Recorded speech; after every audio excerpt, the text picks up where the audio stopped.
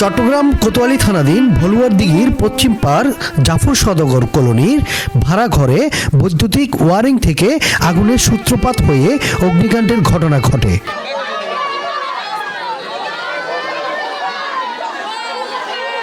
এ সময় পরিবারের সদস্যদের নিয়ে অনেকে বের হতে পারল একটি সেমি পাকা বসত ঘরের ভিতরে আটকে পড়ে পুরো পরিবার। এতে একজন উদ্ধার করতে গিয়ে ভিতরে আটকা পড়ে, পরে শ্বাসরুদ্ধ হয়ে পরিবারের স্বামী স্ত্রী দুজনেই মারা যান। বাকি তিনজন হাসপাতালে চিকিৎসাধীন রয়েছে। এতে একজনের অবস্থা আশঙ্কাজনক। অগ্নিকাণ্ডের ঘটনায় ক্ষতিগ্রস্তদের খবর নিতে ঘটনাস্থলে পরিদর্শনে আসেন সিএমপি দক্ষিণ উপপুলিশ কমিশনার শাকিলা সুলতানা। এ সময় ক্ষতিগ্রস্ত পরিবারের খোঁজ খবর নেন এবং সান্ত্বনা দেন। ক্ষতিগ্রস্ত পরিবারের পাশে দাঁড়ানোর জন্য জেলা প্রশাসনের পক্ষ থেকে সহযোগিতা কামনা করেন। জেলা প্রশাসনের পক্ষ থেকে হয়তো সহযোগিতা এখানে আসবে। তো দেখলাম এখানে 5টা ছোট ছোট ঘর সম্পূর্ণ পুরো একদম ছাই হয়ে গেছে। তো যারা মারা গেছে আমরা যতটুকু শুনেছি তারা বের হতে পারে নাই, পিছনের দিকে ছিল। এবং সবচেয়ে মর্মান্তিক যে বিষয়টা হলো সেটা 2টা ছোট বাচ্চা, তাদের নাকি শ্বাসনালী পুড়ে গিয়েছে। এ পর্যন্ত আমাদের কাছে নিউজ, পরবর্তী ব্যবস্থা জেলা প্রশাসনের পক্ষ থেকে হয়তো নেওয়া হবে। অগ্নিকাণ্ডের ঘটনায় মোট 15 লাখ টাকা ক্ষয়ক্ষতি হয়েছে বলে ধারণা করা হচ্ছে। জেলা প্রশাসন ও সংশ্লিষ্টদের সহযোগিতায় আহ্বান ক্ষতিগ্রস্ত পরিবারের। আমাদের ঘর ছিল এখানে 5টা, ছিল 4টা।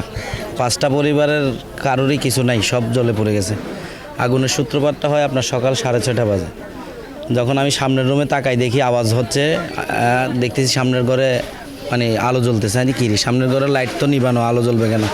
আসি দেখতেছি কারেন্টের যে বোর্ড আমাদের সুইচ, ওই সুইচের মধ্যে আপনার শর্ট সার্কিটের মাধ্যমে আগুন ধরে যায়, ওইটা উপরের দিকে উঠে গেছে।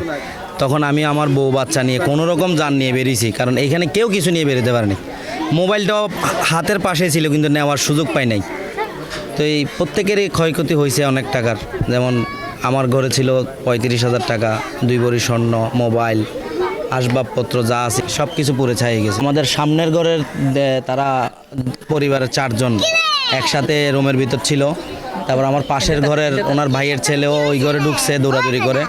ওরা 5 জনকে আপনার ফায়ার সার্ভিসের লোকেরা এসে উদ্ধার করে চট্টগ্রাম মেডিকেল কলেজ হাসপাতালে পাঠায়।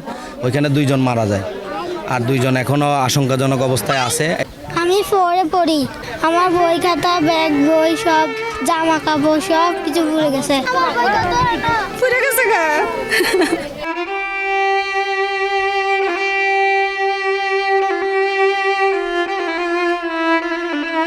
সব শেষ। আমাদের 2.5 লাখ টাকা পুড়ে গেছে। আলমারি, ওই সেলাই মেশিন, ফ্রিজ, বাসা বাড়ির 1.5 লাখ টাকা সম্পূর্ণ জিনিস পুড়ে গেছে।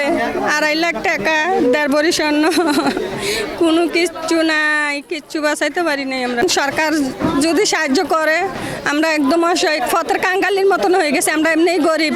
আমি ক্লাস 1-এ, বই খাতা সবগুলো পুড়ে গেছে, স্কুলের ড্রেস সবগুলো পুড়ে গেছে।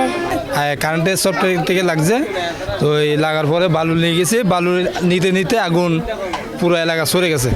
জীবন নিয়ে কোনো মতো বউ বাচ্চাকে নিয়ে বাড়িছে আর কি, সব পুড়ে গেছে।